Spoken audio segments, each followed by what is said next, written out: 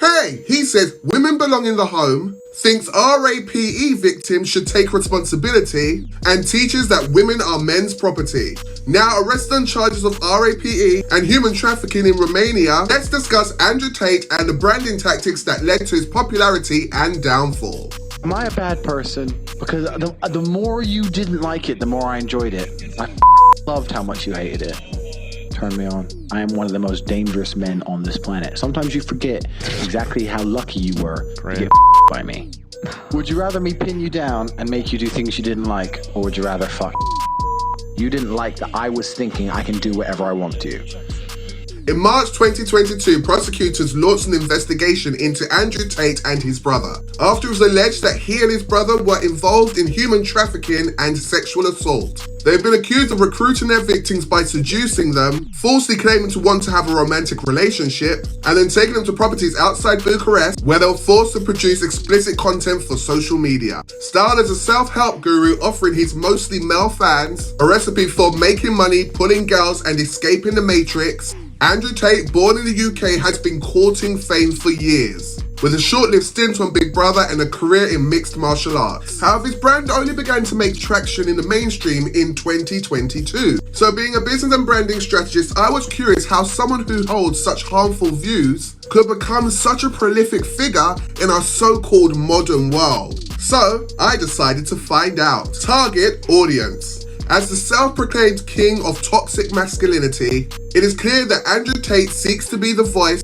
of young men struggling to figure out what it means to be a real man, and incels, people who define themselves as unable to get a romantic or sexual partner despite desiring one. And everything about Andrew Tate's brand image is designed to appeal to them, such as his posing next to fast cars and scantily dressed women, his misogynistic rants, and his toxic masculine standpoint. To them, he is the alpha male with everything that these men want, and professes to show them how to get it. His appeal has made him the most searched man on the internet and garnered him over 12 billion views. When you listen to Andrew Tate speak, not only is he being abusive to women, his rants are designed to trigger these men and rally them into action.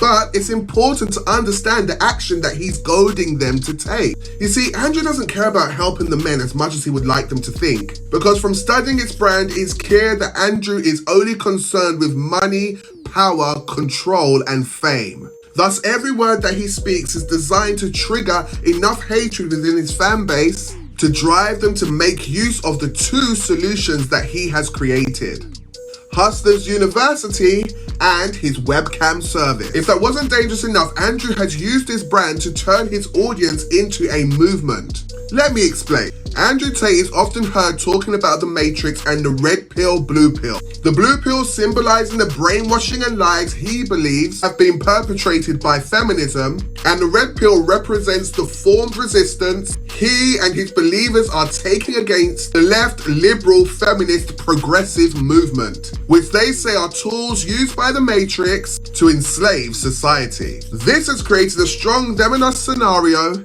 and creates the impression to those vested in Tate that they are fighting for something bigger than themselves. This helps to bind his fan base and fuel their action. Before I continue, I wanted to ask, have you got yourself a NextBot Next Kit? A NextBot Next Kit allows you to put all of your social media, your contact details, any information that you want to share in one place, and it allows you to share this information with a swipe of a QR code or with your own unique link. And you know what's really amazing is it's absolutely free. If you have not got one already, check out nextbot.com. Hustlers University. You cannot discuss Andrew Tate without discussing the Hustlers University, which since the allegations has been closed for business. Hustlers University is a paid membership that his audience can join for $49 a month. And from a branding perspective, his name, price point, and business model are no coincidence, because it's perfectly crafted to the men he is targeting.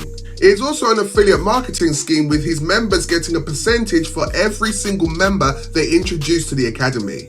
This is in fact one of the components that helped Andrew Tate to spread like wildfire all over social media. And you may have guessed it, some of the content is absolutely shocking. In a leaked lesson, Tate describes how he would deal with a woman if she accused him of cheating. He says, it's bang out the machete, boom in her face, and grip her by the neck.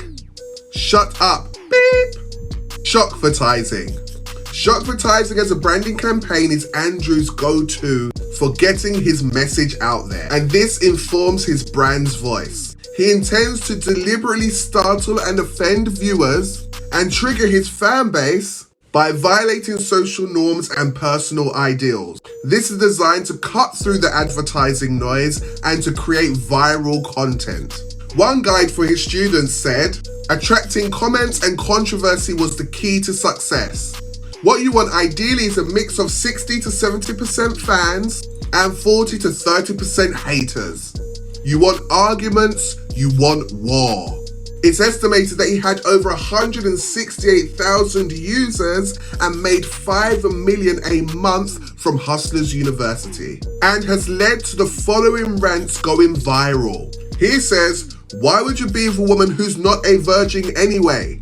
She is used goods second hand.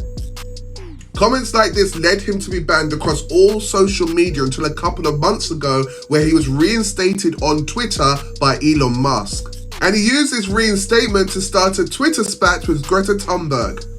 He tweets, please provide your email address so I can send a complete list of my car collection and their respective enormous emissions. To which Greta replies, yes please, do enlighten me, email me at smalldickenergy@getalife.com. 10 hours later, he then tweets out a pompous response in which he seeks to reinstate his masculinity and status in a dressing gown holding a cigar and a pizza box as a prop, which many believe led to his downfall, as not long after that, he and his brother Tristan were arrested by Romanian authorities in connection with the appalling allegations. So what's the moral to this branding story? If you're thinking about growing a business or brand online, think long and hard about the ethics and the ecology around the brand. Branding tools are very powerful, but they are neutral and solely dependent on the intentions behind the person that is using them. As always, don't forget to like, comment, follow, share, and subscribe. And please, family, join in the conversation in the comments.